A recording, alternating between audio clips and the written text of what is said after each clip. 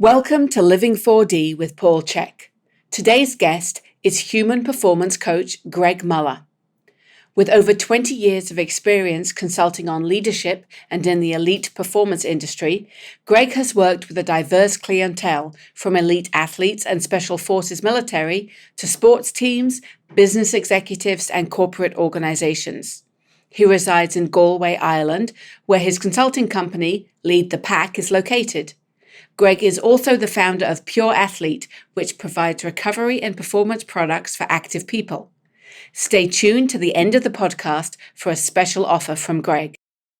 Well, Greg Muller, welcome to Living 4D with Paul Chek. It's exciting to be able to share you with my listeners and get some of that wisdom out of your great mind and tap into some of the extensive experience you have as a specialist conditioning athletes and people of all types. So welcome.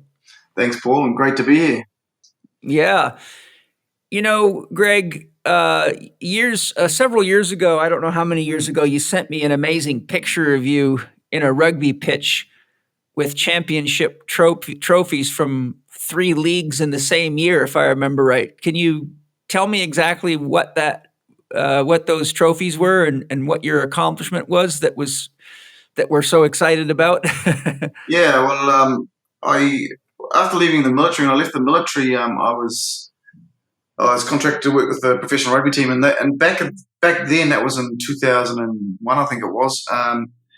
Rugby was still in its infancy in terms of professionalism, and I went in to work with the Auckland Blues and Auckland Rugby. So Auckland Rugby is part of the Blues franchise, and we won the Super Rugby Championship, the National Division 1 Championship, and also we won the Ranfurly Shield, which is the oldest shield in New Zealand rugby, all in one calendar year. And no team had ever done that prior to that.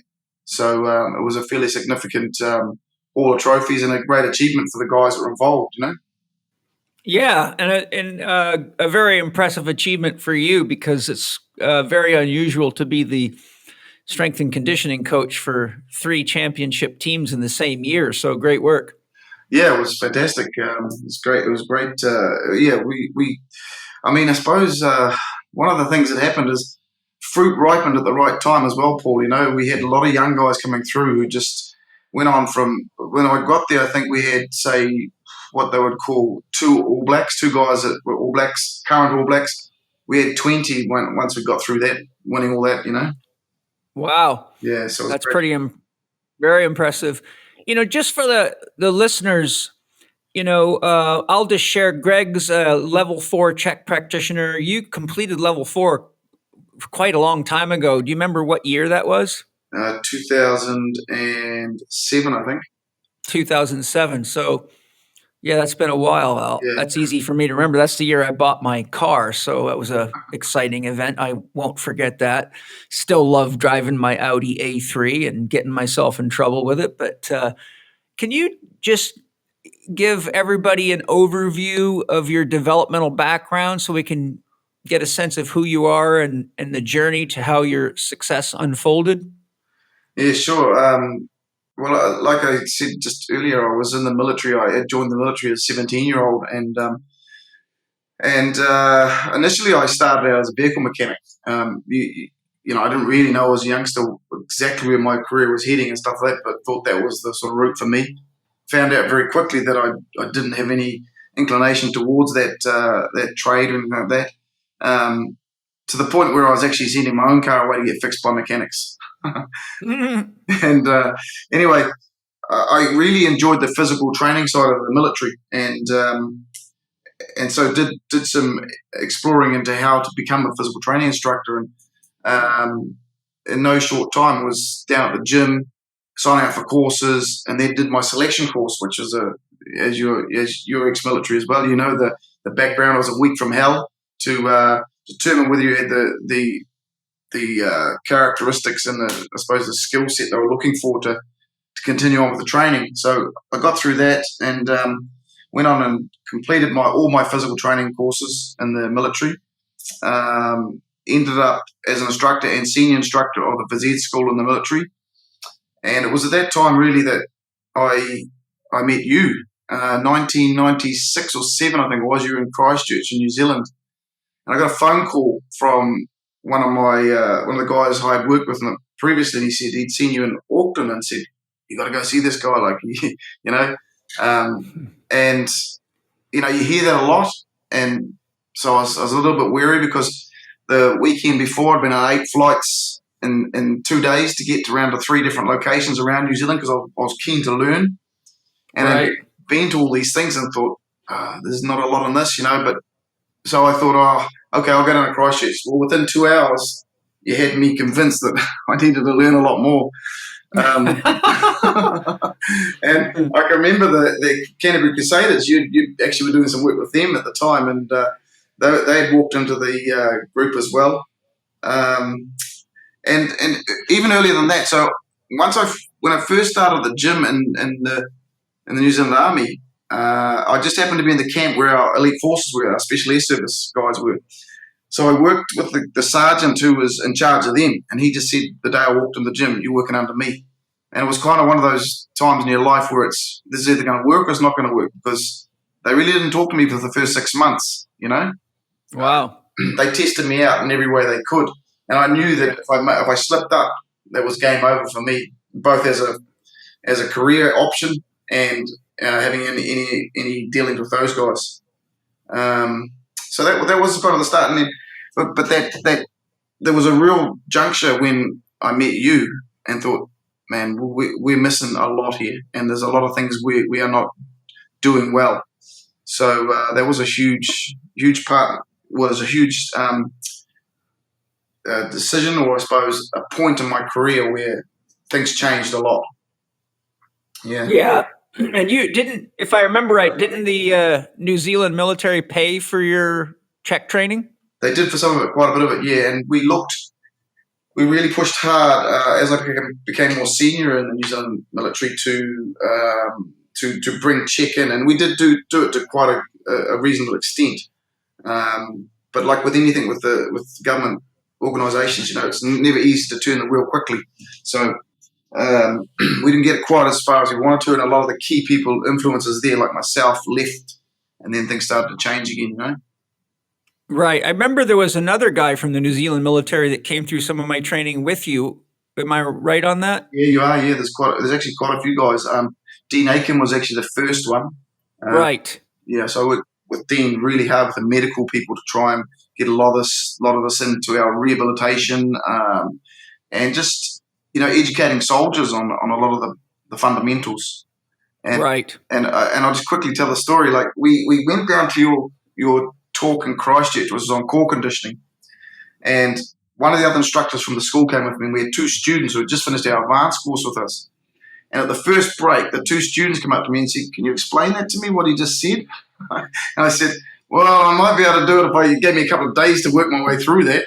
But I said, but the other thing that happened is we had a course on at the time. We had our very basic course, our 6-week course on. And myself and the other instructor were back on Monday morning assessing one of the instructors we were teaching in a lesson, and we both dropped our folders at the same time and said, "We've got to change our business here. Like we're the ones contributing to the problems with the soldiers." And that was a big catalyst for talking to the medical people, the doctors and stuff like that, Right. Yeah. And so once you left the military, where were you at by the time, when in the scope of your Chek training, when did you leave the military as far as where you were at in your Chek training? I was a level 2 Chek practitioner, and I think I'd only completed lifestyle level 1 when I was still okay. So yeah. You continued your training while you were working with rugby players. Yeah, definitely, because I could see the future. I said, what you've done is open up my eyes to so much more. And as I said, the conditioning, as you know from the military, it really is. It's very basic. It's quite primal, Yeah. Mm-hmm. And I'd come through that system, and what we were really doing was we were, and I've even said this to the guys still involved that I know still serving. We're really just class takers or just taking sessions. We're not, you know, any other level really dealing with some of the issues in terms of, you know, if people have got orthopedic injuries and but I guess on another level we're not really contributing in any great deal to their performance. It's just really getting them to the blood, sweat, and tears type of workout type thing, you know. Yeah, exactly. And as you know, it can eliminate a lot of soldiers that, if they were handled properly, could end up being very good soldiers. Yeah, totally. Yeah, and same with athletes, you know, and that's when I knew when I was working with the elite athletes. When you get to that level, you know, those guys are costing an organisation a lot of money. Yes. So, you know, you've got to be on top of your game to make sure you're not contributing to that, which, as you know as well as I do, unfortunately, still to this day, you know, a lot of the conditioners are contributing to that problem. Yeah, we'll get into that too in just a bit here. I'm wondering, how did the lessons in your education process ultimately lead you to making changes? Well, we already talked about the soldiers, but how did your Chek training influence how you conditioned rugby players? So, in other words, what was missing when you got into rugby, and then what did you bring to the table for them? Well, I suppose it was still quite, you know, like professional sport in New Zealand was still quite new. You know, the internet at that stage we're still in this early stages. Yeah. So, you know, like the amount of information that was available was still quite limited at that stage, and so attending a lecture like yours opened up a lot of thoughts and I suppose new ideas and things like that. So we were then grappling for how can we get more information, how can we learn more of this stuff, and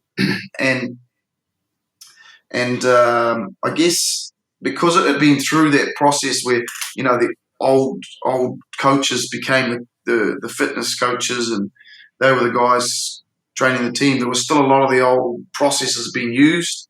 And I suppose once we started bringing in the new information, there was a lot of kickback from, you know, as usual, yeah, from a lot of areas, even the players, because players hadn't been brought up to think about even prehabilitation exercises and joint mobs and, you know, basic stuff like that. You know, to the point where we had one player who was, you know, world class player, was the best at the time in that era in the world, and wouldn't do leg weights because he felt that would slow him down. You know. Wow, yeah, I ran into all that stuff with the Army boxing team as well, and then over the years working with elite level golfers, they all had a backlash reaction as soon as I tried to give them any kind of resistance training. But of course, I had to explain it to them, and once I did, they understood, you know, where the phobia came from and how it was based on unintelligent use of resistance training with athletes that led to the kinds of problems that, you know, create the stigma that a lot of athletes have. Yeah, and I suppose the other area you get the backlash in is within your own industry, with your own trade. And what would tend to happen is, you know, you get the guys who hadn't been initiated into these new philosophies and new thinking or new processes, and so they would be quick to try and pull you back down again, you know? Yeah, well, misery loves company, and people really resist change, you know. And I think you are probably well aware that I had to deal with that in the medical community, the professional medical, like medical doctor community, the physical therapy, chiropractic, osteopathic, strength and conditioning, personal training. It was for me, it's just probably the first 20 years of my career was just like I was swimming up a violent river. Yeah. Well, you know, and I think I can certainly, like, that was the river I started swimming too, because, you know, I was an advocate for a huge change. And like I said, when you're investing so much into these athletes and you're just seeing people trash them, and when once the rubber band's been stretched, as they say, you can't go back, and you can't unsee things. So I was watching things happening, thinking, okay, we've got hamstring injuries just waiting to happen here, and and as a result, there was a huge backlash, and it was a very hard fought battle to get through some of those things. Um, your training, as you know, was opening up the ideas of the fact that a circadian rhythm could potentially be the root cause of a calf injury. Right. That's a long way from someone who's just trying to get someone under a bar to just push as big a weight as he can. Well, what do you do when you meet the truth, right? Yeah. The one time I was chatting with Laird Hamilton. We were hanging out, and for some reason I asked him. He said something about the truth, and I looked at him and smiled and said, "I said, well, Laird, what is your definition of the truth?" Yeah. And he smiled at me and he said, "The truth is what works." Yeah. So there's the truth, right? And I'm sure that you've had many instances in your career with your knowledge of looking at how athletes are training and living and predicting injuries. Lo and behold, there they are, right? Yeah, the other thing is, interesting enough, is because as my journey unfolded, also through the Chek program, what I also started doing, and I know that we'll come to this at some point, is the spiritual involvement. But I started going into, because the industry couldn't teach me some of the things I really wanted to learn, and so I started attending lectures, and I'd turn up and there'd be only male in the room. But right. what I found though is that the information was almost gold in terms of some of the psychological aspects of how human behavior and how to deal with some of the challenges that athletes would have and things like that. So I was coming back, and again, the rubber band was just stretching so much. It became a challenge for me, I guess, in the end, whether I could still deal at that level. Yeah, it is.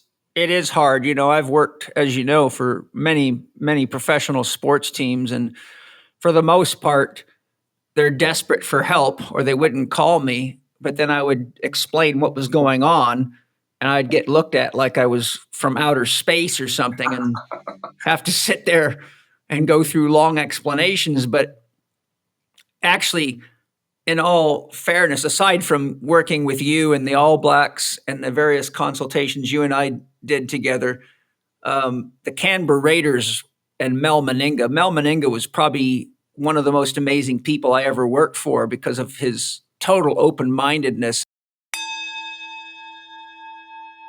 I hope you're enjoying this episode of Living 4D with Paul Chek and Greg Muller. This month is Movement Month at the Chek Institute, and all month long we're focused on helping you build more creative, exciting, and effective workouts. And we've teamed up with Chek practitioner and kettlebell master Mike Salemi to help you optimize your gains in the gym by using the versatile kettlebell. There are few people on this planet who understand kettlebell training like Mike. But the reason why Paul loves working with him is that Mike gets how to effectively incorporate kettlebell training into a truly holistic program. He understands how diet can affect your training. He understands how mental, emotional stresses impact your performance. And he gets how the 4 doctors operate. That's why Paul recommends Mike to people who want to learn to work effectively with the kettlebell. He knows how to fit that training in perfectly with your lifestyle. Which is why we're so excited to announce a special offer to our Living 4D with Paul Chek listeners. Mike has created the Kettlebell Mastery online course, which is the definitive course on kettlebell training. With over 400 videos that take you from the very basics, like grip and positions, all the way to program design techniques and performance benchmarks, you will become your own kettlebell master. And now, through the end of June, all of our listeners can enroll in Mike's Kettlebell Mastery online course at a 20% discount. Plus, you'll receive a special Paul Chek mini course on working in. So head on over to chekinstitute.com/mastering-the-kettlebell. That's chekinstitute.com/mastering-the-kettlebell. And when you check out, enter Chek20 to claim your 20% discount. And now, back to Paul and Greg. I think I told you the story of when I first went to work for the Raiders and I was waiting in the waiting room. Yeah. Did I tell you about that? Yeah, you did, yeah. So I'll just tell it for the listeners. But anyhow, they hired me because their entire first string was badly injured and they were worried how they were going to make it through the next season. And one or two of their strength coaches had taken a couple of workshops with me. So they talked to Mel Meninga and said, "You got to bring this guy in here." And in the waiting room, and as you know, their head office is in a casino, they had all the team pictures on the wall. And so I went, let's see who the team I'm working with is. And I found them on the wall.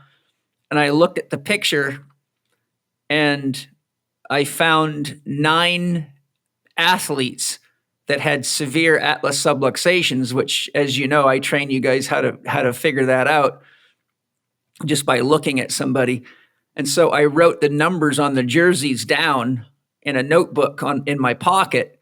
So when they walked me through to meet Mel Meninga, as soon as he shook my hand and we just said hello, I knew he had 10 athletes I was there to see. So I said, "I'm just curious, are any of the following players the ones I'm here to see?" So I read off all 9 numbers that I had identified as athletes that were probably having problems based on the fact that they had this significant atlas subluxation going on.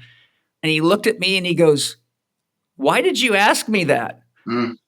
So I said, "I'll show you." And I walked him out to the poster and I explained to him what happens when the atlas is out of place and how detrimental that is to the nervous system and how it screws up posture and biomechanics. And he looked at me and like he'd seen a ghost and he goes, "That's 9 of the 10 people you're seeing." So needless to say, I had credibility walking in the door with Mel Meninga. He's like, "This guy's some kind of weirdo, but he knew I was for real. It was funny. That's I think, what you said earlier was when you got to sit down, I think you're out of space, you got to sit down for hours and try and educate them. When you almost pull what they would consider a magic trick in front of them, you have their attention pretty quick, right? Yeah, Hang on, exactly. This guy knows something, but I need to know. And yeah, I think that's one of the beauties of the program that you teach. I've pulled those sort of stunts myself a few times, and next minute you've got people, okay, I'm ready to listen to you, Yeah. The other team that was just incredible to work with was the Chicago Bulls. Al Vermeil was just an amazing man and super open-minded and literally gave me an open door policy. He said, "Anytime you have something new that I can use and apply to the team, call me. We'll fly you down, pay you your rate." So I think I did 7 consultations with the Bulls over the years during the Jordan era. Yeah. And they were the ones that really embraced the Swiss ball and my whole core conditioning concept, scientific back training, a lot of assessment technologies, and I did some rehab work on a number of their players. But outside of the Raiders, the Canberra Raiders and the Chicago Bulls, most of the teams were, begging for help, but then give you tons of resistance on implementation of that help. Yeah. So I'm curious, what are some of the key challenges you feel professional athletes face today with the way they manage themselves and how they're managed by professional sports teams? And I know you work with a lot of elite amateur athletes as well, so we can just say elite athletes if you want. Yeah, I think that's a great question. And as my career's evolved, I've kind of almost gone back to my roots in terms of, you can imagine what elite forces, like you think of Navy SEALs, same special forces in the military. Not military, which is the equivalent of our special air service. The way they operate, the culture that they create within those environments is very special, and they're operating at very high levels, human performance. And so as I went through my career and into the professional sports, what I started identifying was really there was a lack of what I would call good leadership. Right. And so to answer your question, I guess what's lacking for our athletes is those good leaders.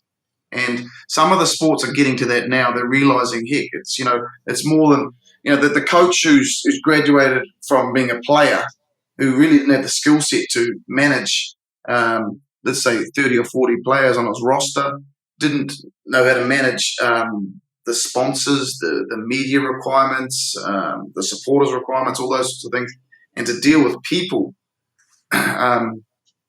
Really were, the athlete was really at a huge disadvantage when they were just being treated like a pawn, Right. Yeah, that's one of the things that drove me nuts about how athletes are managed like pieces of meat. And I think you might remember I worked for your team one time. Do you remember the guy that had the brachial plexus injury that I identified and his arm wasn't working? Yeah. And I told the coach or your general manager, I said, look, this guy, if he plays one more game like this and gets hit on that shoulder, it could tear his brachial plexus. It could ruin his career. And I said, are you really willing to trade one game for this guy's career? Yeah. And he looked at me and said, I don't care what you do. Get him in the game. I don't give a shit about anything beyond that. I said, you don't care if you lose this athlete. He said, I need this guy in the game. And he just walked away. That's right. Yeah. And you see a lot of that.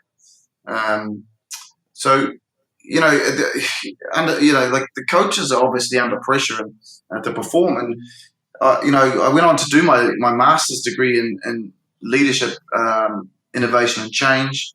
And as part of that research, what I did, and you may remember when I presented at the Chek conference in the UK. Yes. Yeah. But the statistics are alarming. Like in the 92 professional soccer teams in the UK, the length of their tenure as a coach, or what they call managers over there, is only 11 months. Wow.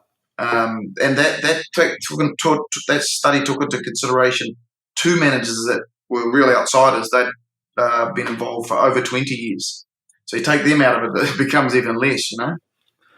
Well, one of the problems with that is that you know this very well, as do I. It takes a fair bit of time to get to know the inner workings of the athletes you're working with and how to not only manage each athlete effectively, because they're like children. You know, not all kids sitting at the dinner table have the same disposition, the same needs, the same fears, the same values, or whatever. But it also takes a long time to figure out how to get these guys to integrate together. So, what you're describing really is this kind of leadership problem, but it's something that I see in the world today, especially with young people, because with the breakdown of tribal systems, we don't have any wise elders leading people. All the people that are of the age to be a wise elder are usually still children in adult bodies, and they're still stuck with video games and cell phones and chasing after money and, using plastic surgery to pretend that they're younger than they are. And they're still so self-oriented that a lot of kids' grandparents are really just people that come visit, hand them a toy and say goodbye. And there's no real transfer of wisdom, how to deal with the stresses, the pains, the fears, and the challenges of life. So the athletes are really, in my opinion, just mirroring back the social condition. Oh, totally. And the relationship's very transactional. It's rather than transformational. Yeah. Again, like a commodity. Yeah, and we live in a society, as you know, we're looking for instant results, and if it's not just add water to this thing, that's not quick enough, sort of thing. So well. It's true. And one of the things that I've seen many times in my career as a therapist, because as you know, a lot of the guys that are really in bad shape but have a lot to lose financially seek me out. But when they're treated like that, it actually can reach a point like if a great athlete gets injured, let's say, and then they trade him. And next thing you know, he goes from being first string or a captain, and now he's sitting on the bench watching everybody else play. And it can, it uproots their entire family. Their kids have to go to other schools. But I've seen many cases where you could say that there's soul loss, like their sense of who they are, their sense of value as a human being has been so diminished that they go into a crisis of self. Yeah. It's they literally become aware that they're a pawn, and that their life, their needs have no value anymore unless they're scoring goals constantly. Yeah, that's right. And like we all know that the way to get the best out of any individual is to get alongside them, get very clear with them what they value, and what really makes them what makes them work from the inner self. Well, yeah, that's why I, as tell people all the time, you have to identify what someone's dream goal or objective is, not yours, but theirs. Yeah. I remember I was giving a lecture on program design in the Aleco, at Aleco in Halmstad, Sweden, and they had marketed this to strength coaches all over Scandinavia. So I had all sorts of people from Germany and the Netherlands and all over the place. But I began my lecture on how to design an exercise program with number one: what is the athlete's dream goal or objective? And so I asked everyone in the class, I said, can you effectively design a strength and conditioning program for an athlete without knowing what their dream goal or objective is? And they literally couldn't answer the question. Yeah. I said, how many of you have asked the athletes that you're coaching what their specific dream goal or objective is for being on the team or for their own conditioning? And not one hand of about 55 strength coaches went up. Yeah. So needless to say, when I showed them the rationale behind it, they were quite shocked. Yeah. It's incredible. So what challenges have you faced as a holistic strength coach when offering athletes, professional athletes or elite athletes, for doctor guidance? Well, there's been numerous challenges, and I suppose, like I said, it still is to a large degree very primal when you're talking about group teams, and the lowest common denominator, or what, let's say, the guy who can lift the biggest in the weight room tends to have the biggest say around the group. So the challenges have been, they're multifaceted, and this is what I would also say to anyone who's looking to get into the industry, or who is in the industry who hasn't got a lot of experience. Because we live in this world where everyone wants quick results and things like that. You can end up yourself almost, you've used the word before, and we understand what it actually means, is prostituting yourself to the point where you're telling people things that aren't actually good for them just to maintain a relationship or even keep your job. Right, yeah. And I'm at a point now in my career where, of course, I would never do that, and I haven't done that for a very long time. But I could see myself at points in time thinking, geez, these guys they've actually got me under control. Yeah, isn't that the shit? Yeah. And you're like, no, this is not what I want. This is not what I stand for. This is not what I want to be like. And standing your ground. And again, you said this to me on my Chek level 4. It takes a real warrior to do that. So you have to be your own personal development. Your own 4D development and those sorts of things have to be very, very strong to be able to stand up against the masses that you're going to come against when you bring up these philosophies, which, let's face it, they're not, it's not like there's some scientific study or research that's done that just completely changes the paradigm. What we're saying is drink filtered water, Yeah, exactly. And of course, like I had this discussion with CEOs and stuff like that when, our guys are the players get in trouble because they're at the pub afterwards and they're saying, well, they've got to go to the pub because they're paying us so much money to put that name on the back of their shirt and things like that. But you have to then, I think Gandhi put it well, don't raise your voice, improve your argument. And that only happens through further experience, greater knowledge, and doing it for a good deal of time, and also developing yourself, Yeah. So, I'll tell you an interesting story to highlight your point about the beer drinking. I had a guy come to me injured from which was then the Oakland Raiders football team. And I'm looking at his diet log, and 90% of what he was eating was hamburgers and Doritos corn chips. yeah. And I looked at this guy who's like, and to preface the story,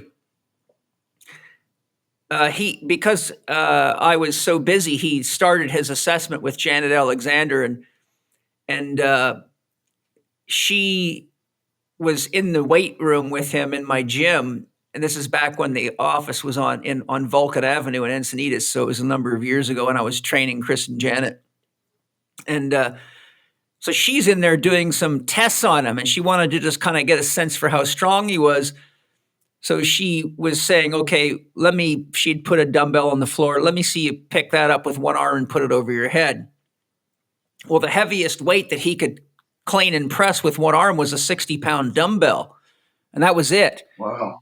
And for a professional, football player, which that's not very much weight. And she had a bit of a surprised look on his face. So he looked at her, I guess, and said, well, is that not very good? She said, for a professional football player, that's not very good. Yeah. She said, Paul's a therapist and he can do a lot more than that. And the guy said, how much? And she pointed to the 160-pound dumbbell. And she said, he lifts that thing with one arm all the time. And he said, I don't believe you. I've never seen anybody do that. Yeah. And so I was in the middle of a therapy session with someone else, and she comes in, she goes, I know you're busy, but I think I need your help for just a minute. I got this professional football player that's here to see us, and he doesn't believe you can lift the 160-pound dumbbell over your head with one arm. She goes, would you please show him so he knows I'm not just toying with him? So I went out there, and without even a warm-up, I just clean and jerked the 160-pound dumbbell and put it back on the rack and smiled and walked away. And the guy looked like he'd seen a ghost. He's like, oh my God, how the hell did you do that? Yeah. I've done that many times. It was similar to that myself. Ringing weight. I was under 80 kgs and doing a forward and backward lunge was 42.5 kgs over my head. Yeah. Sorry. I was just going to say that because of the very resistance that you and I are discussing here, which is very real, the one thing that really, really helped me was I could go in the gym and take whoever on the team wanted to challenge me. I'll say, okay, choose your lift, deadlift, squat, whatever. I don't care. And pretty much every single time I did that, I was the strongest guy in the gym. And I would tell them, you guys got to remember, I am a therapist. I am not a professional athlete. So if I can do this because I know how to train, imagine what you could do when you focus your training on training properly. Yeah, definitely. And to sort of go back to the start of this question, you asked about how I've implemented and those sorts of things. The practical or the visual or physical aspect of it, that works quite nicely. The difficulty comes when you are talking about diet changes, yes, those types of things, because they can't see immediate results. Like when I first started in professional rugby, they were being given VIP cards to McDonald's, and as soon as training finished, they were basically lined up in these brand new Ford Falcons at the drive-through at McDonald's, thinking there's no problem with this. I've done my training for the day. A reminder that this month is Movement Month at the Chek Institute, and we're offering all our listeners a special discount on one of Paul's most important online courses, Scientific Back Training. If you are a serious strength and conditioning specialist, a rehabilitation specialist, or a personal trainer, then this course will help you to train your clients more intelligently and effectively. This in-depth course, with over 18 hours of online video, will teach you about the functional anatomy of the torso and the biomechanical intricacies of trunk stabilization. You'll learn how to use a control systems approach as part of a holistic program for back pain, as well as how to identify joint restrictions that can affect the squat technique. The course also covers techniques for selecting stretches and exercises for preventing and alleviating back pain, as well as program design considerations, such as proper exercise technique, exercise selection, and exercise modifications. So if you've a serious desire to develop the best possible conditioning programs for yourself and your clients, then scientific back training is a must-have course. Get your copy now at chekinstitute.com/SBT. That's chekinstitute.com/SBT. And enter L4D back when you check out to receive your 15% discount. That's L, the number 4, D, BACK. And now back to Paul and Greg. Right. That's actually what I was leading to. So the same player that I was just talking about that I lifted the weight for, that Janet wanted me to show him. Yeah. I looked at his diet log, nothing but Doritos, corn chips, and hamburgers, and the occasional, eggs or omelets from a restaurant or whatever. And I looked at his log and said to him, why in the hell are you eating nothing but hamburgers and Doritos, corn chips? He said, well, to be honest with you, I don't like to eat that way, but we are not allowed to take anything into the training facility unless it is manufactured by one of our sponsors. And we are sponsored by Doritos, corn chips, and I can't remember who else it was. But every day they had hamburgers and Doritos, corn chips, and Pepsi Cola. That was the other thing. Yeah. And so I'm like, so you're telling me that you guys have to eat this? He said, anytime there's cameras around, we have to wear their hats, we have to eat their food and drink their soda pop. It's the rule. And I'm like, well, that rule is certainly making you weak. Yeah. And, that's why it's a transactional type of relationship generally. But I think we've certainly moved a long way in that. And, you've been a huge catalyst for that with a number of other practitioners or coaches around the world who've constantly been, putting out the eat organic and stuff like that. And, even to the point where, I had athletes back in the early 2000s who were getting organic food brought to their door and things like that. That's great. But to also answer your question a little bit further, what I also did is I realized, a lot of these guys, and not being in any way demeaning to them, they're just kids, Yeah, and exactly. they've been brought up through systems where they'd always been good. They'd left school and become straight into professional athletes. And so what I quickly realized that they didn't have often, like I said, good leaders or good people around them, good mentors to really get alongside them and help them with their dreams and goals and make them better. But also, I realized there was a gap often in their learning. Their knowledge is, like I said, taken off the guy who can lift the biggest weights in the gym, And if he's eating Doritos or he's eating donuts straight afterwards, they're eating donuts and Doritos afterwards, thinking, oh, well, that's what he does, so it must work. Or steroids.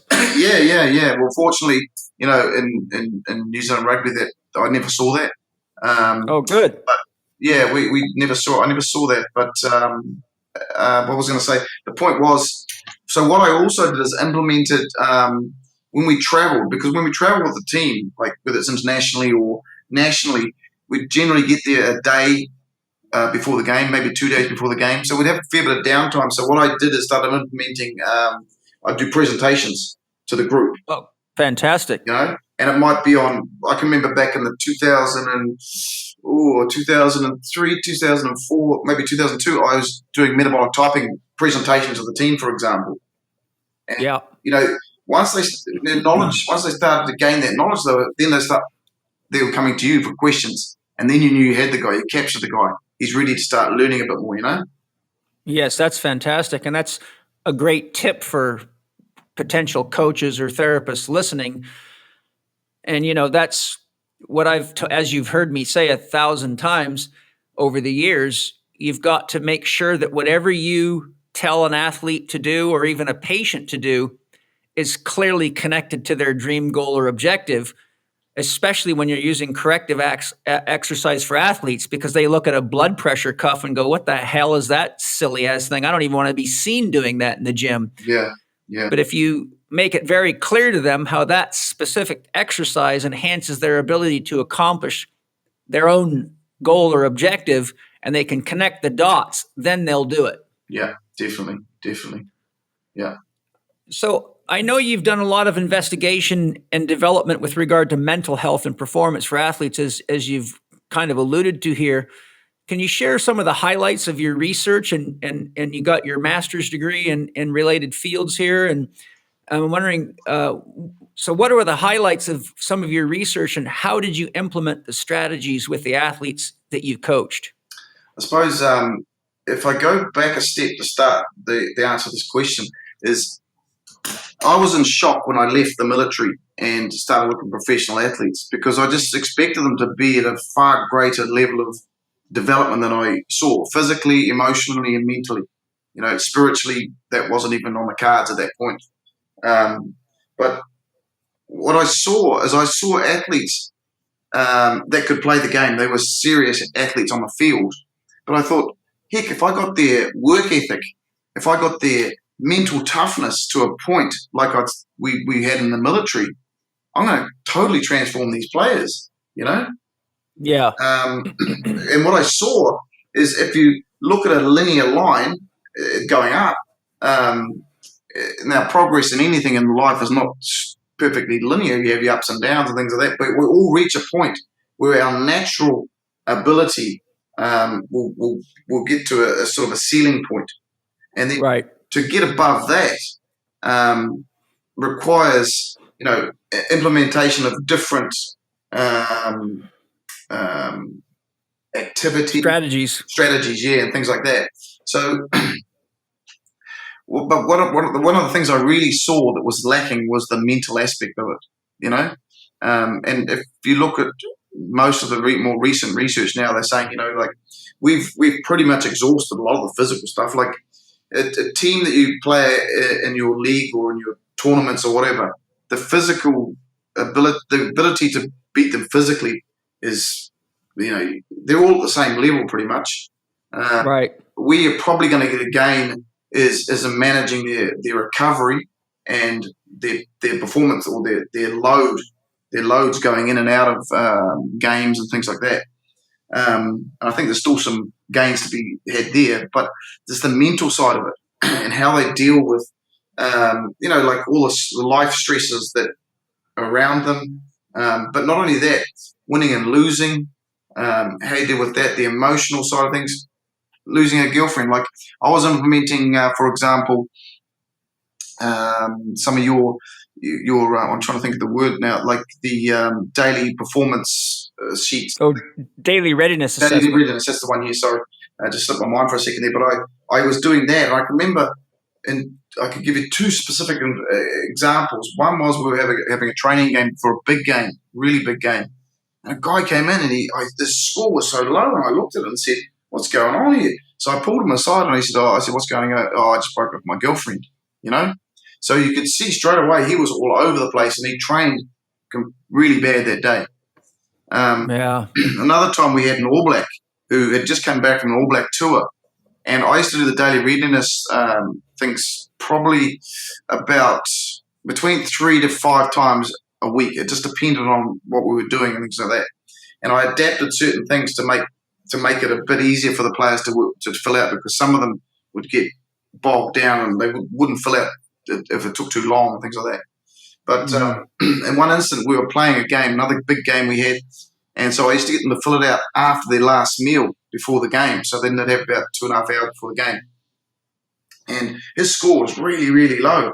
And I said to the coach, I've just spoken to this player, and he came back to me and goes, "I'm wiped out. I'm completely wiped out, mentally and physically, emotionally. I just don't have anything to give to the team today."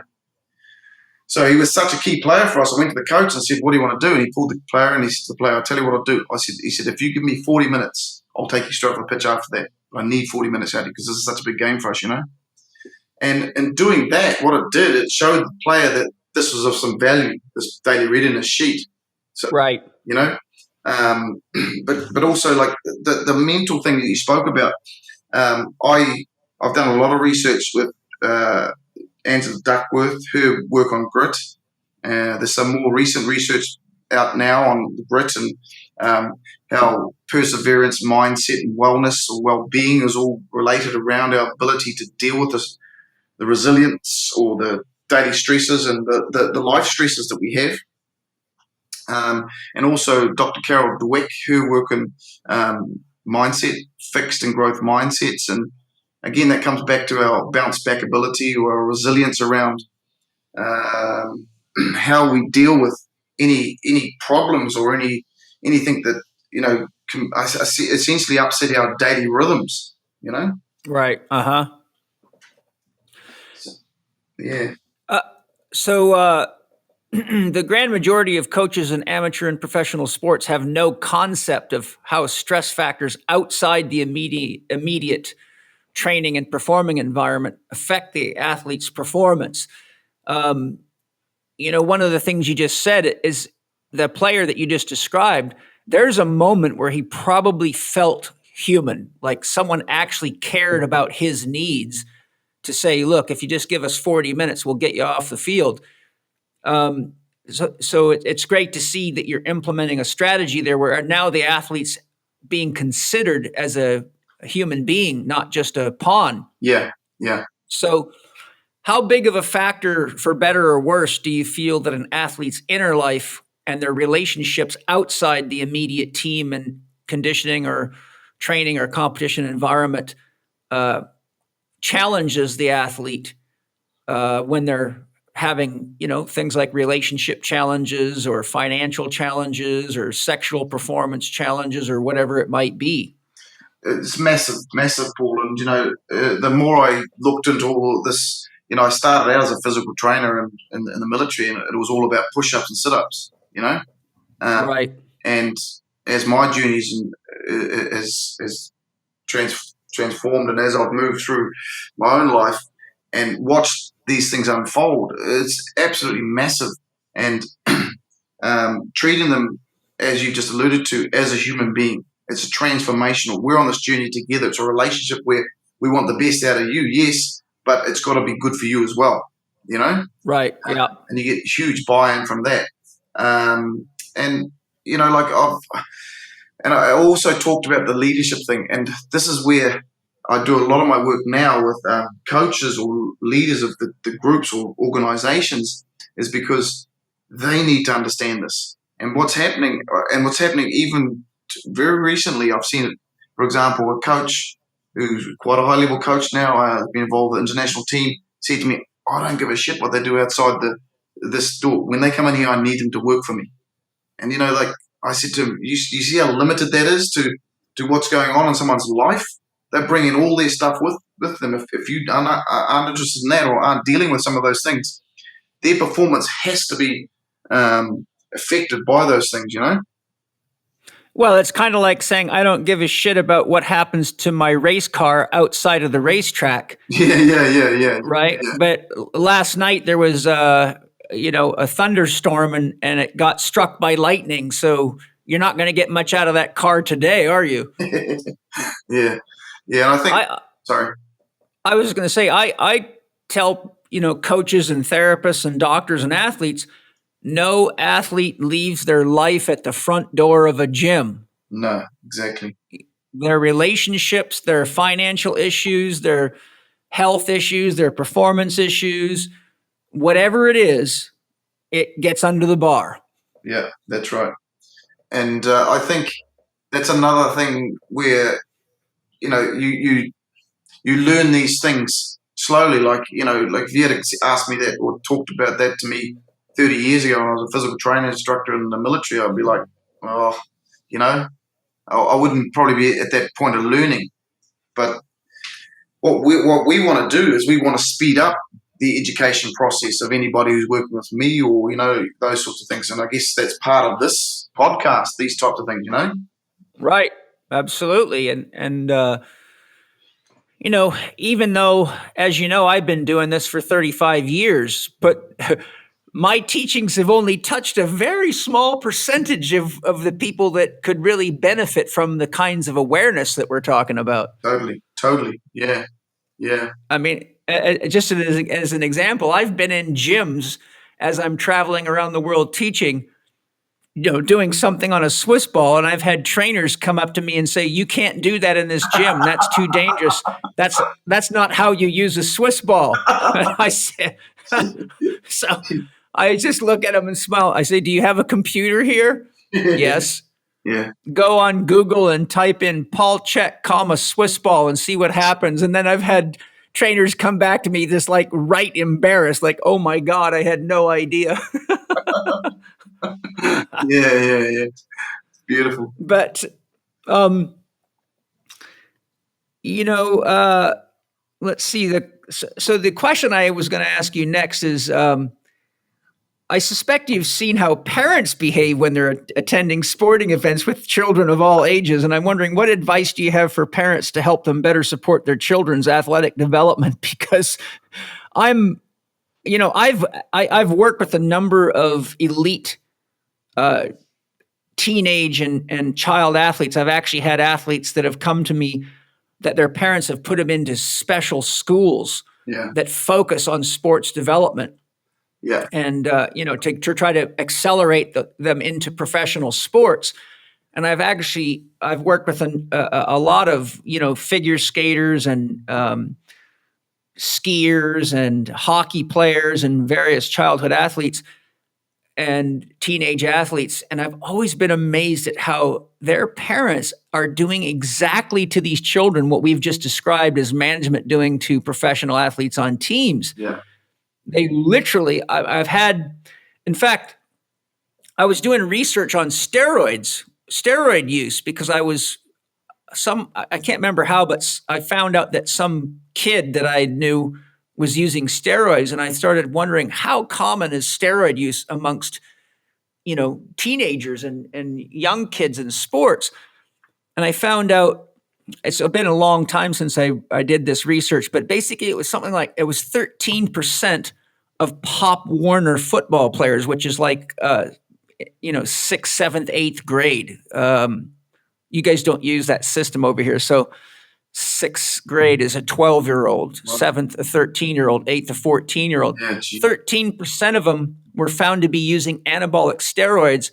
And when the researchers investigated how they got the steroids, in most cases, it was their big brother or their father. And the reason the steroids were given is two things.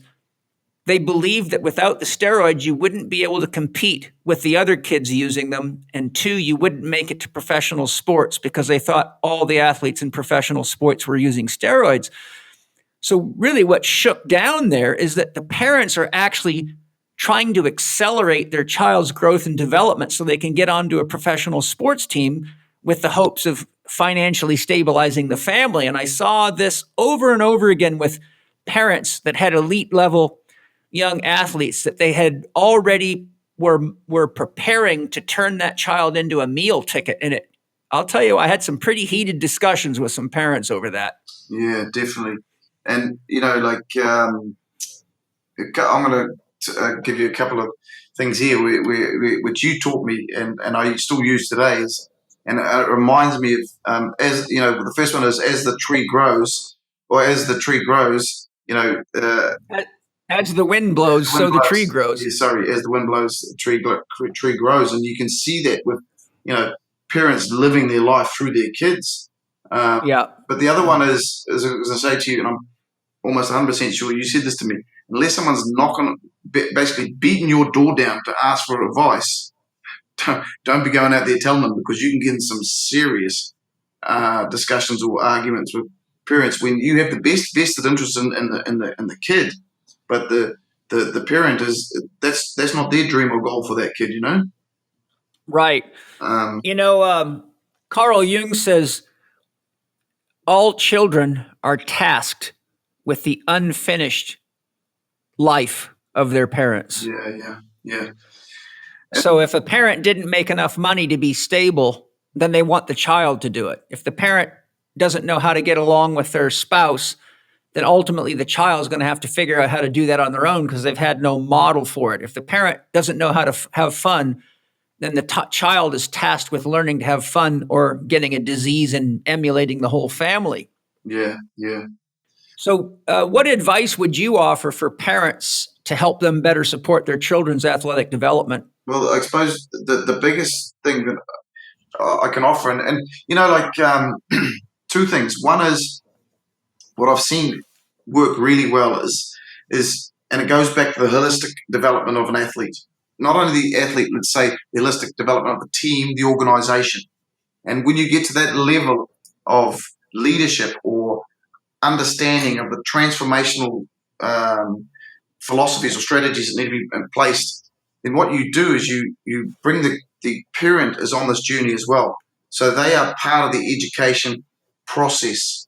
And so we would have, for example, education evenings for parents. And some of That's great. Some of these things will be touching some raw nerves in them.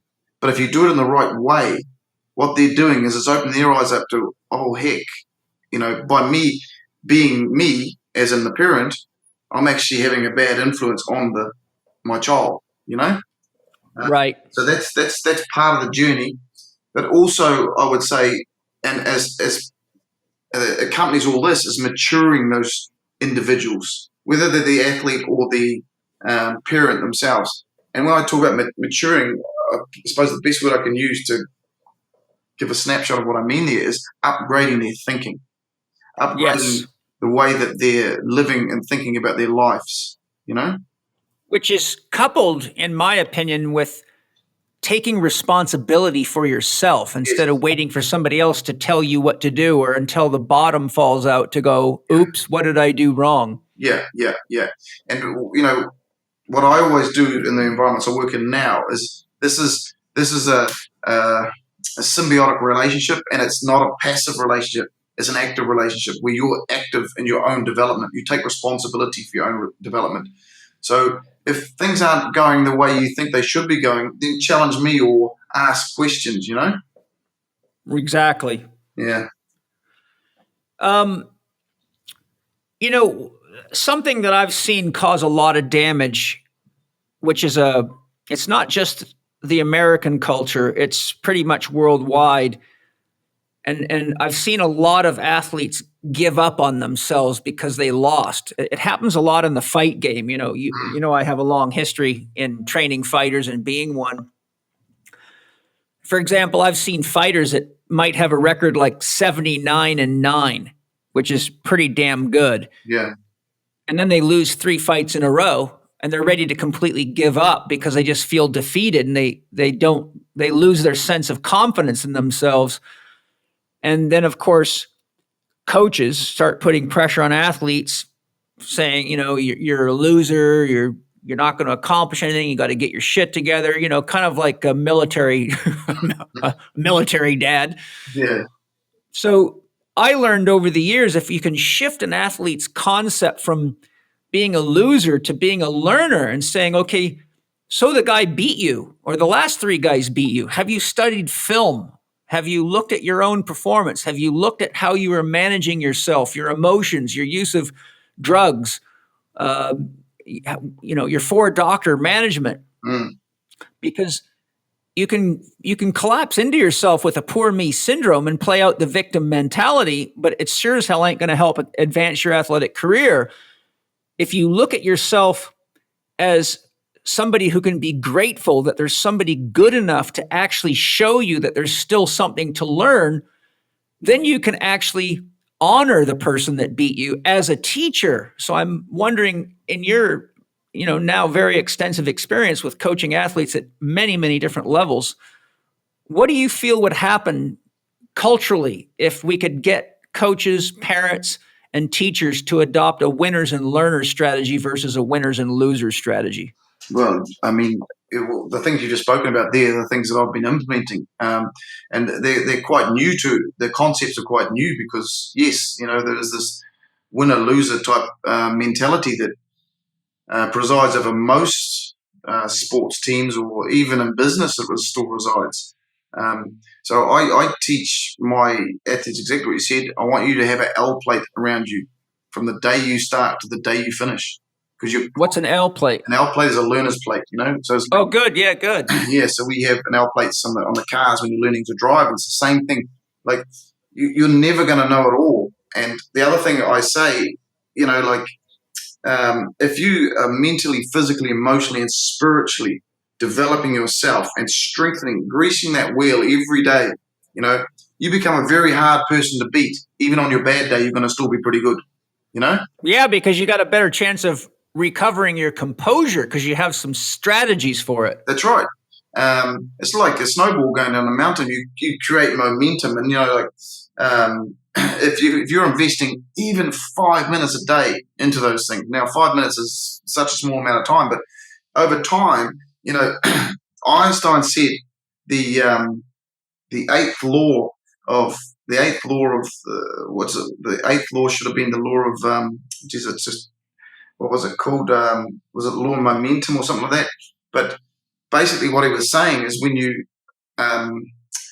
create that momentum, and the ball gets bigger and bigger and bigger, and so you become stronger. And like you said, when I have an athlete like that, and I know he's doing the work, whether it's studying film, like you said, or studying old philosophies of the game, because you can still learn in the fight game. It doesn't matter what game you're in. The small things you can learn and say, geez, I never thought of that. That could be another thing I could add to my repertoire. But when you come up against someone who does beat you and you got the L plate on, you think, I'm going to shake that guy's hand because he just taught me another lesson today. Exactly. I used to say to people when I was a fighter, I trained so hard and was so committed. I used to tell the coaches, if anybody can beat me, I'm going to be the first guy to hug and kiss that person because I'm going to make them earn it. Yeah. And so, and so when I got beat in any sport, I really honored the people that beat me. And I think that inspired me to ask myself, how did they outperform me? When I was a triathlete, I know from being a triathlete for many years and hanging out with a lot of the guys, as soon as it would get real windy or start pissing rain, they would make excuses about why they weren't going to do their cycling that day or, whatever it might be. And my approach was, today's the day I get an edge on my competition because most of them are going to give up today. So I'd be out in nasty ass rains with huge headwinds with my head down, just grinding away. And so, those are the kind of strategies I use. Because I trained that with that level of commitment, when I got beat, I knew whoever that was, they either had an iron will or they had an iron will with tremendous skill, and who better to study than that? Exactly. Yeah. How important, actually, could you share some of your favorite resources for those interested in studying the art of coaching athletes and or mental emotional development, particularly for athletes or anybody? I honestly think, Paul, that the some of the philosophy we're talking about here, like if you go to university and you get a master's degree or PhD in engineering, it's actually graded above a degree in philosophy, and yet, the real difficulties you're going to have if you're working with an athlete, and he's got a sublux atlas or something like that. Well, we know how to fix that, but dealing with the emotional aspects of how to fix them and the spiritual aspects and even the mental things, they take some real work, Yes, they do. And so it's interesting to me that we grade, in university, someone with a master's or PhD in engineering above that of someone who's got one in philosophy. And the social sciences fit into the philosophy. And so the things we're talking about, and you're asking me to give some resources, for those that are new to this path, or even if you've been on this path for quite some time, what I'd highly recommend is this book here. It's called Coherence by Dr. Alan Watkins. And he was a cardiologist who basically realized that he could have a bigger impact on people if he went into the leadership space. And I was given this book by a friend of mine who works in leadership as well, and I looked at it, and it was a reasonably thick book, and I thought, geez, I've got enough books in my library at the moment. I've studied quite a bit of this stuff, but it had some work in there about spiral dynamics, and I Oh yes, yeah. yeah. So when I opened the book on spiral dynamics, I thought, this guy must be onto something if he understands spiral dynamics. He's bringing this into sport, you know. So I really highly recommend that book as a great starting point because it will open up people's eyes to human evolution. He talks about all that. He worked with the British rowing team at the Olympics. Uh-huh. They became the most successful team. He talks about not only the physiology but the psychology behind these things. So it crosses a lot of boundaries in terms of looking at the whole complete athlete, you know? Yeah, and just for the listeners that don't know what spiral dynamics is a system that categorizes values in a hierarchy, like Maslow's hierarchy of needs. So at the bottom, for example, in Claire Graves' model, you have beige, which means you're sick or you're broken and you're totally dependent on the support of your family, which then goes to purple, which is the family, which goes to red, which is the equivalent of going through puberty and rejecting the leadership of your father or your chief, which then goes to blue, which is organized religion, organized business, anything where there's policies, procedures, and systems that have to be followed and uniforms to be worn, which then goes to orange, which is a reemergence of the rebel who disagrees with the way things are being done, but often plays both sides against each other to maximize their earning potential. The oranges are usually the highest earners in any organization, but the most dangerous to the organization because they almost always end up leveraging the organization for more money or part ownership. So they're like double agents. Then it goes to green, which is Greenpeace and egalitarian beliefs, equality for all. And that is what's called the first tier. The second tier is yellow and turquoise, and only about 2% of the world population crosses the threshold of green to yellow. Yellow is high-level management, someone who's got a lot of life experience, has transcended and included all the values that I've just described and knows how to manage people effectively.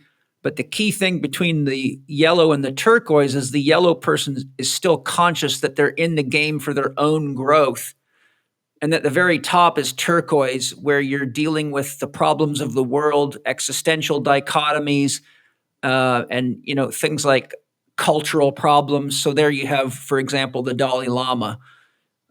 So those wondering what spiral dynamics is, if you just take those values, stack them up, and create a spiral that goes from one step to the next, you have the equivalent of spiral dynamics. Yeah, and so that book I highly recommend. And the other thing I highly recommend, Paul, and like I haven't been asked to say this or anything like that, but I highly recommend your personal mastery program. Personal, professional, Yeah. spiritual success mastery, Yeah. ppssuccess.com. Yeah. And that's the 12 lessons that I created by surveying all the athletes and people that I'd worked with and just noting what were the most common things that I saw getting in the way of them achieving their dreams, goals, or objectives, whether it be getting over a disease or healing back pain or staying at a high level of athletic competition. And the lessons are designed to be done in the order because they start off with the foundation principles, like what is my dream, goal, or objective? How do I manage my mind? And how do I effectively set goals? And then from there, it goes into the common issues, but the following 9 lessons don't have the impact because if you don't get the first 3 lessons right, you're building on a shaky foundation to begin with. Yeah, and that really was a massive juncture in my own development, and I've used a lot of that information with my athletes I've worked with, business people I've worked with, and things like that. And also, as I said before, the principle I was trying to think of with Einstein was the compound effect. I used the word momentum, but it's the same thing. But I can remember attending one of your workshops, and the guy who was the All Black nutritionist at the time was with me, and he looked at me and he goes, "How does that guy know all this stuff?" You know, Uh, I said, I said, I don't know, but I want to learn that. and and and after working with you and learning off you over so many years, it was about immersing yourself and getting good habits and studying every day and stuff like that. So now I have people say to me, "How the hell do you know all your shit?" You know. yeah. So And there's the principle of the elder right there. yeah, I yeah, basically I functioned as an elder to you and all the Chek professionals and said, "Hey, here's where I screwed up. You don't have to do it." yeah. So But any other resources? no, I think those are that's what I'd say. I've got tons. Like if people want to contact me at the end of this, I've got reading lists that I've put out and things like that. And I've got tons of those, tons of courses I've done. Yeah. So I'm more than happy to share that list, which I have on my computer. But yeah, those two I would highly recommend to get stuck into those. Okay. I appreciate that. I'm glad you found PPS Success Mastery useful. I've been fortunate to have a number of people share that opinion. So that always makes me feel good that it's helping people.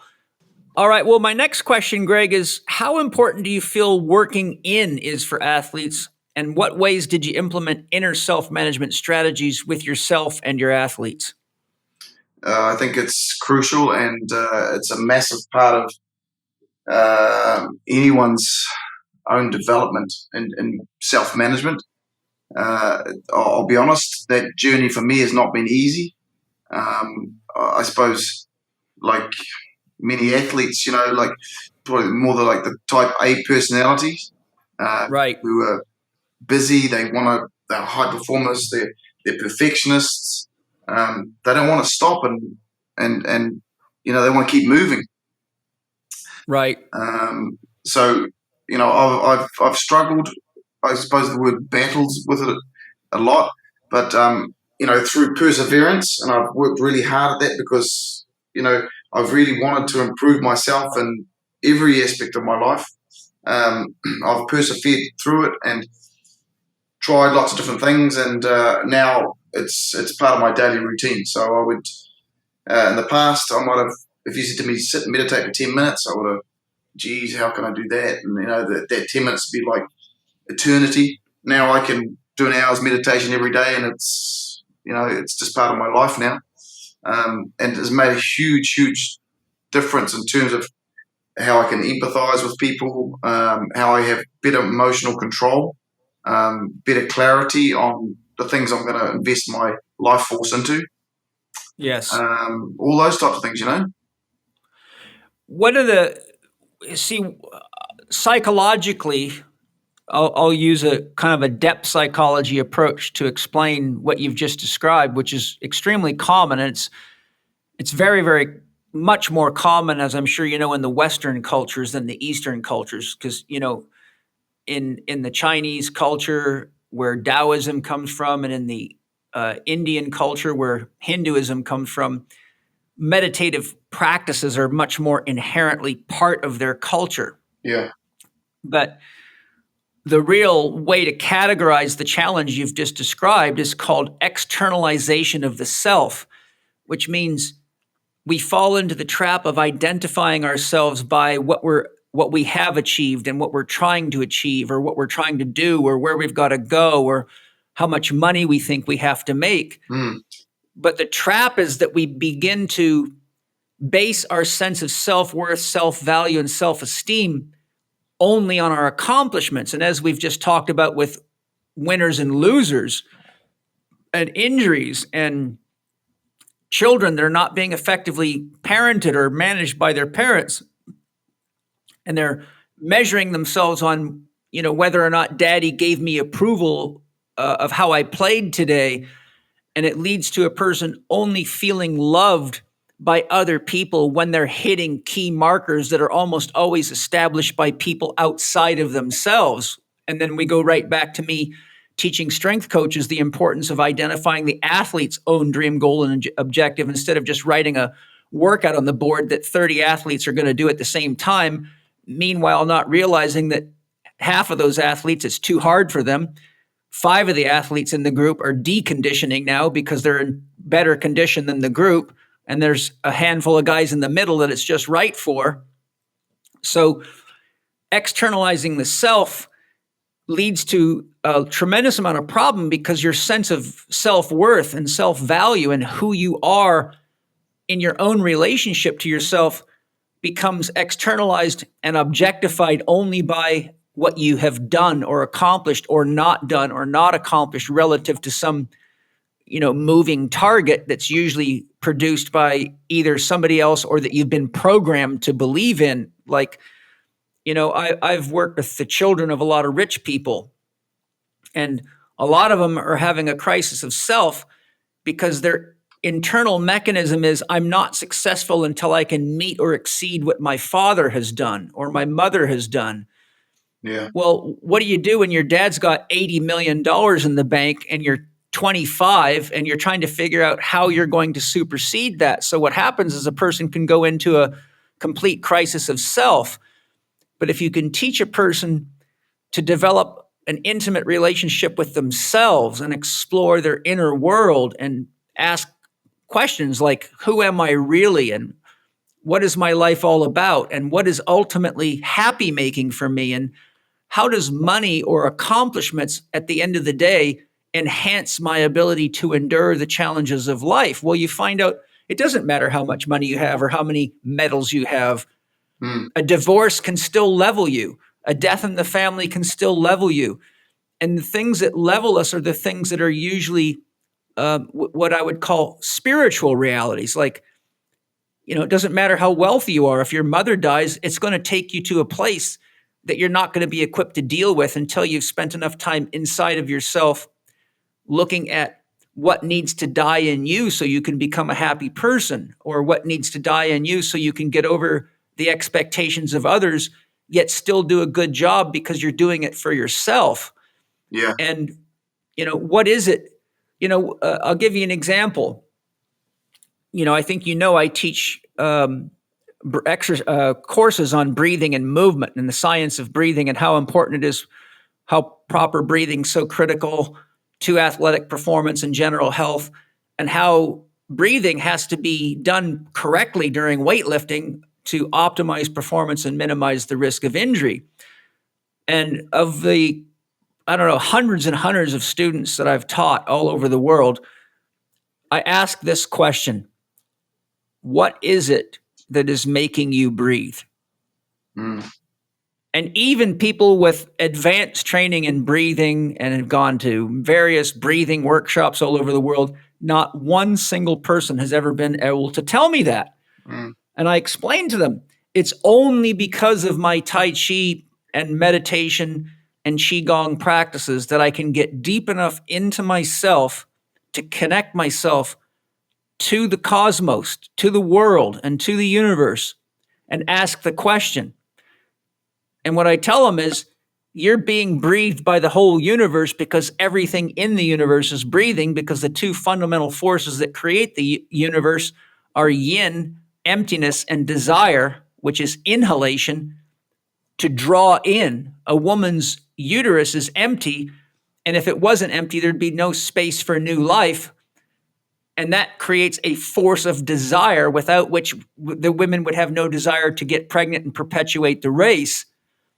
And the emptiness in us, we all know that nature abhors a vacuum. You buy a new house, it's a big house, you move in, and you think, oh my God, I've got so much space. And 2 years later, the thing's chock-a-block with stuff. And you go, oh my God, our house is too small, but most of it's just junk, right? So you see that emptiness breathes into itself and fullness exhales. We fill our lungs with air.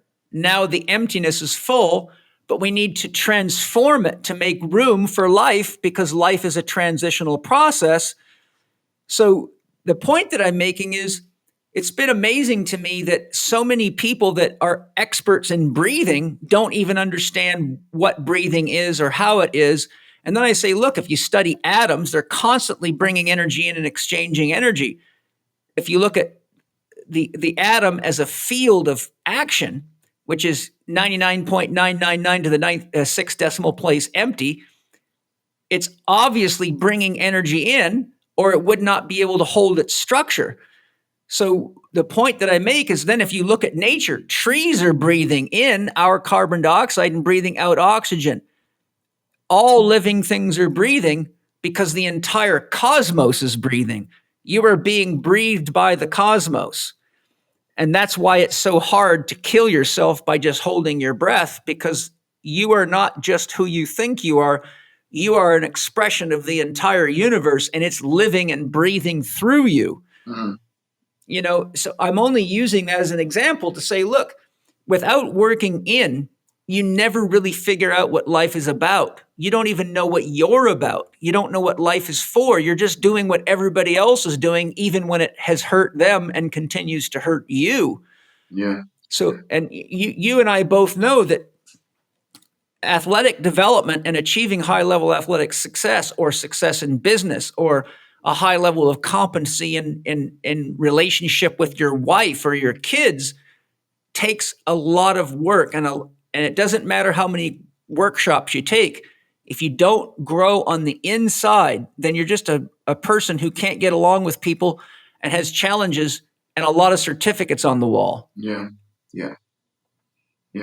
Did you ever try getting the athletes to do things like breathing squats or any of the typical zone exercises? Yeah, done that quite a lot. Even to the point of some players feeling a little bit low on energy before games, and getting them to do that sort of stuff, zone exercises and stuff like that, just to calm them down. And it's worked, phenomenally. Great. So and it would be relatively common now that teams are looking at meditative practices. Like it's a starting point.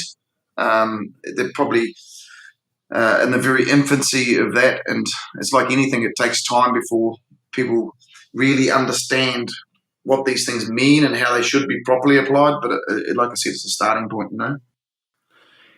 Well, the good news is that largely because of John Kabat-Zinn and all the research he's done on mindfulness, there's now just mountains of research. I've probably studied 3 university courses on mindfulness now, not because I need them so much, but because I'm very interested in what research is saying relative to my own inner experience and my experience of teaching it to people. But really kind of the pillars of mindfulness is, one, awareness. You have to be aware of what's happening, and most people aren't aware of what's happening until they're in pain. Then they just take drugs to get rid of the messenger. Yeah. 2, you have to have intention. You have to be, and this is where we have to have a clear goal, dream, or objective to guide our energy and our intention, because energy in the body always follows thought. Wherever your awareness goes and your intention goes, your energy goes. Yeah. And if too much of it's going outside of you, well, then you end up, like a bodybuilder that's got lots of muscles, but they're very sick on the inside, or an athlete that is what I call a fit, sick person. Yeah. And then the third pillar that you can say is a key hallmark of mindfulness is presence, to actually be present. And there again, if you're externalized, you're never present with yourself. You're not present with the food you're eating. It's amazing to me when I watch people eat, how many people eat so fast they're not even tasting the food. They wouldn't know if they were eating McDonald's versus gourmet food, because their eating habits are reflecting their mental, emotional habits. Yeah. And, in athlete terms, I suppose the taste of the divine, when you get that small glimpse or that small taste of it, it brings you back each time.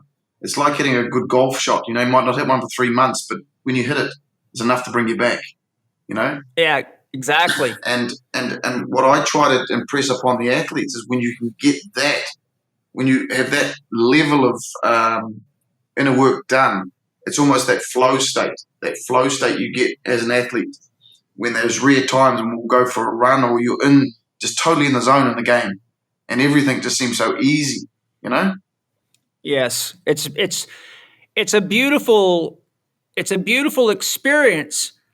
And the thing that I try to encourage people to realize is that through choosing to give yourself a chance to calm inside and to just relax your mind. A lot of people have a hard time with meditative type practices because they keep saying, I can't stop my mind. And I let them know, you don't stop a mind.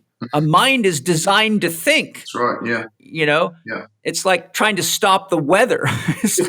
Good luck. Yeah. But what you can do is witness a mind.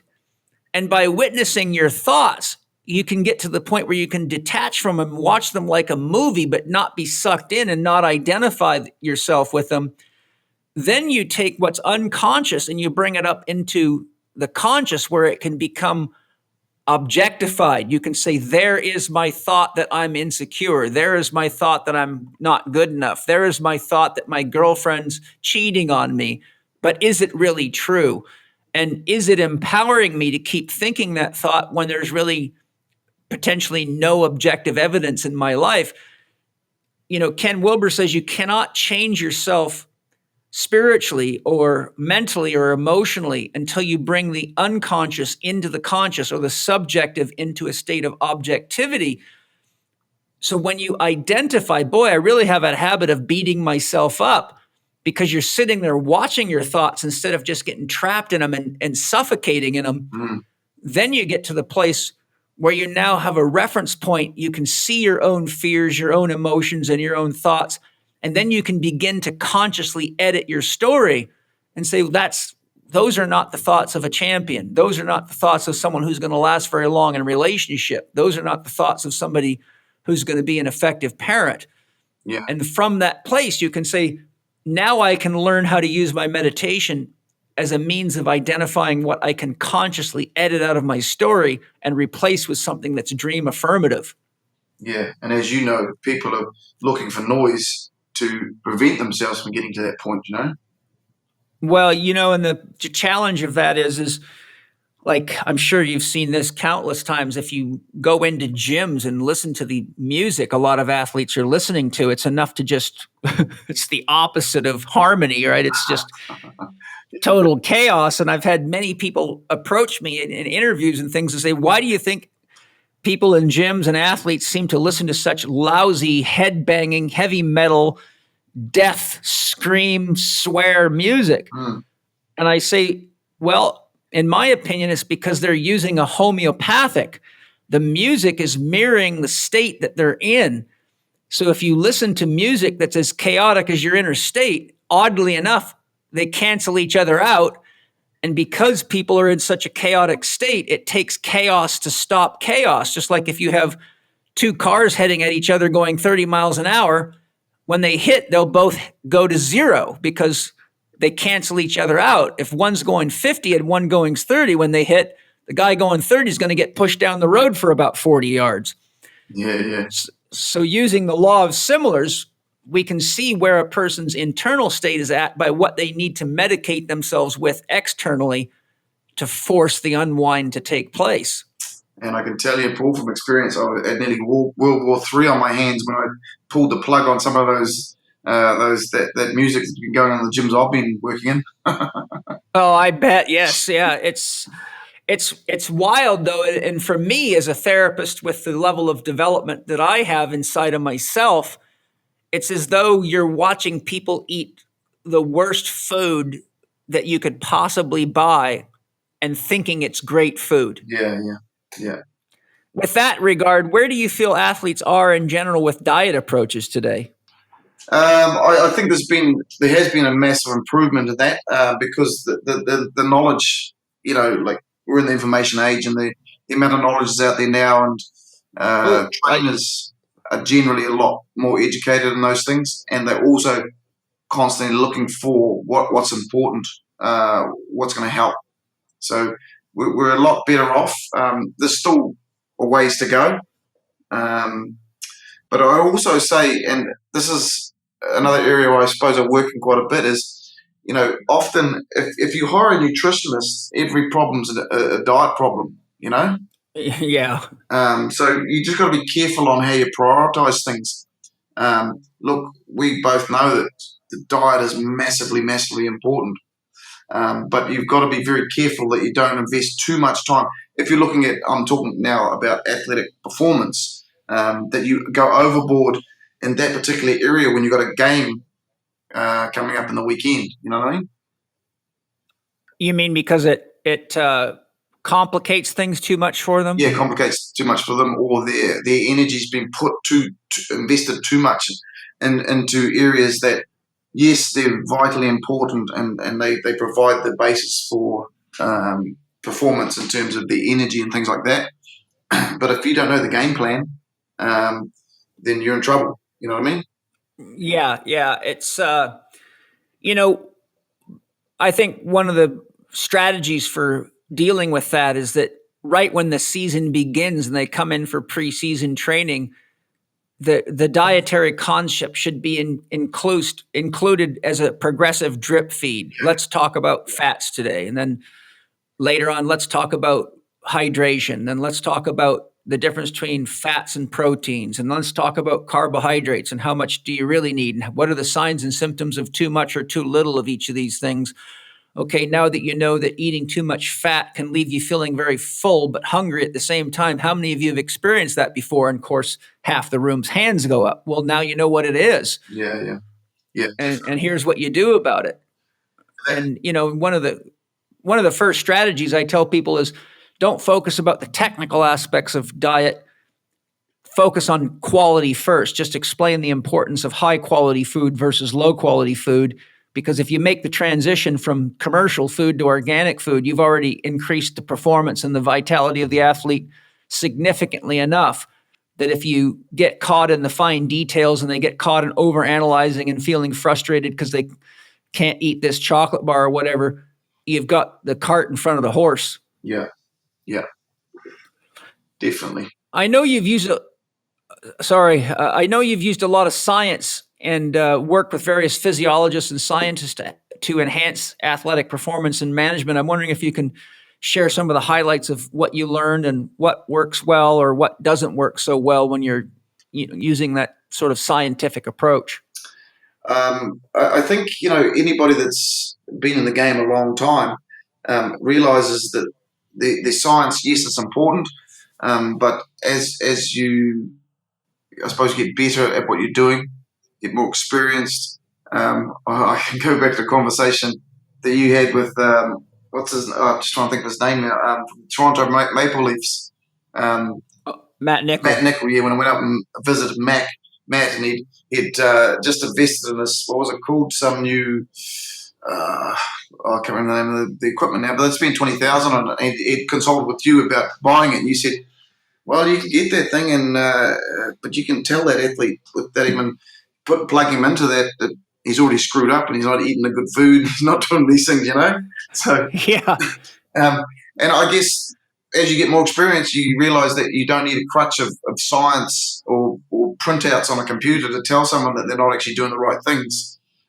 You can see by someone's gait that they've got some problem with their pelvis or their hamstrings or those sorts of things.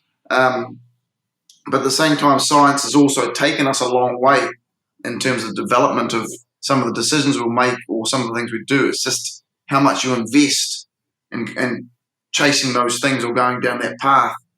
And in the past, for example, we were developing these documents which were taking us a long time. We were staying up late at night. We were measuring, right down to the total tonnage players were lifting, those types of things. But often missing the key things that were happening. Mm-hmm. But in terms of the science that I was involved with, which was really the Star Trek technology with Dr. Christian Cook, what we did is we essentially did electrosonophoresis testing, which was the first in the world to do that with sports teams. And that was drawing out the interstitial fluid and then taking real-time, or as close as we could to real-time, hormonal markers of where players are at, testosterone, melatonin, looking at their creatine kinase, the enzyme there, serotonin levels, cortisol. Yeah, those types of things. So looking at stress and how even the travel, when we traveled into South Africa, we took the team with us and they did the research over there. and looked at those things. So that was in terms of looking at textbook research, that really turned our heads about how we were doing our recovery and what we were doing with our athletes. That was a big turning point, and probably led in a big way to develop my own products. Why I developed those, how we're recovering athletes and stuff like that. Well, because we're short on time, and I know you've got to get going, I don't want to stress you out. Let's jump to that. You have created excellent products, which I use myself. Thank you very much. And they're very good. Can you share what some of the products are that you've developed and a little bit about that before we run out of time? Sure. Well, like I said, with the research, what we found is that one of the things that helped with the development or helping players lower cortisol levels or just recover was bathing. And if you look at the ancient, like the Romans were using bathing years and years ago. And so, with studying through the Chek Institute and stuff like that, it was introduced to me to all these different things. So many different things I've never even heard of before, and that's why our limitations of our mind or our ability to perform at higher levels is only limited by what we expose ourselves to. And you'd introduced me to flower essences and all these different things. So I started studying what sort of oils we could put into the salts, and stuff like that. So I made a mixture initially of bath salts with 15 essential oils to help regenerate or rejuvenate the body, help with the muscle damage and muscle soreness and stuff like that. So that's one of the products is the bath salts. We also have oils for massage, things like heat rub and things like that. But it's all natural oils because, as we know, putting in any foreign substances even onto the body, it still absorbs into the body. So it's all aligned to that type of thinking. But it's another element in terms of body care. Right. So it's a really important aspect of it. I know you have some soaps as well because you've sent me some of those, and those are really nice. And I must say, I'll sometimes when my body gets sore, maybe I'm not getting enough sleep because I'm moving around or whatever, or I've just trained really hard. Sometimes when I'm lifting stones, I get into these weird angles and off balance situations and can, really work areas like my upper back and neck or my mid thoracic really hard. And I'll just be aching like I've, done max lifts, which I have. And I'll use your bath salts. And I swear I get out of that bathtub after about 25 or 30 minutes of just soaking with your salts. And it feels like I've had a very thorough massage. Like my whole body is very relaxed. I remember the first time I used them, I went, wow, Greg's really actually made something a lot better than a standard bath salt because I have used plenty of those. So great job on that. Thanks. Yeah. Where do people find out more about your products or you or courses or anything that you're offering? So for the products, as part of this, we're offering 20% off. So if anyone wants to visit pure-athlete.com and use the code PA20OFF, PA20 off, they'll get 20% off any products they purchase. And for my personal work that I do, which is the leadership and performance consultancy, it's leadthepack.net, leadthepack.net. So I have different things I offer on there as well. Well, if you knew you were going to die tomorrow and you had the chance to give a message to the world that would be aired on public television worldwide, what would it be? Jeez, good question, that one, isn't it? What would it be? I think live in harmony more with each other and with what we do. Stop trying as hard. Someone said that to me just recently, and I was at a lecture, and I thought, you know what? I worked really hard, and it goes back to that meditation, and getting in touch with that inner self, just being at peace with that, and then I can be happy walking down the beach, which is just 100 meters from my house, and with my dog, and I'm cool with that. Whereas before, I would have been racing around and trying to change everything, Yeah. And that makes a huge difference because the energy that you have or you bring to any opportunity that you're in life is completely different, and people probably are a lot more sympathetic, or they'll relate to it better. Well, I think that's a great message, Greg. Great sharing with you, and you and I've been on a long journey together. I'm very, very proud of all the work you've done and the changes you've implemented in professional and amateur sports and your own development. And great to see that the products you've developed are so good, and that I get to enjoy them. And many blessings on your journey, and continue your inner work. I think it's very, very exciting. I've watched you grow a lot in my career, so I'm excited that you found that inner space. Thanks, Paul, and thanks for all the work you've done. And I know I've thanked you a number of times, but the dent you've left or continue to leave in the world is massive. And I've been a huge advocate of anybody I come across to say, look, you got to go study this stuff. If you want to be in the top of your game, that's where it's at. And I think that makes a huge difference in the world, and it makes the world a better place. Well, if I leave before you, I'll be waiting for you to party wherever we end up. And Yeah. If you leave before me, well, then make sure you find the espresso machine and some good smoke, would you? I will do, man. I will. All right. Lots of love. Safe travels. I know you're running out the door to a consulting appointment. So I really enjoyed our time together, and thanks for sharing. And we'll probably do this again someday. Cool. Thanks, Paul. Take care, eh? All right. Big hug. Gee, man. See you, man. Bye-bye. Bye. Thank you for listening to Living 4D with Paul Chek and today's guest, Greg Muller. You can follow Greg on Twitter at LeadThePack1 and on Facebook at the Pure Athlete page. Greg is offering listeners a 20% discount of all Pure Athlete products. Please visit pure-athlete.com and enter the code PA20OFF at checkout. Follow Paul on Instagram and Twitter at Living4D Podcast, or on his YouTube podcast channel, youtube.com/Living4D with Paul Chek. You can watch more on Paul's blog at paulcheksblog.com and the Chek Institute's blog at chekinstitute.com/blog.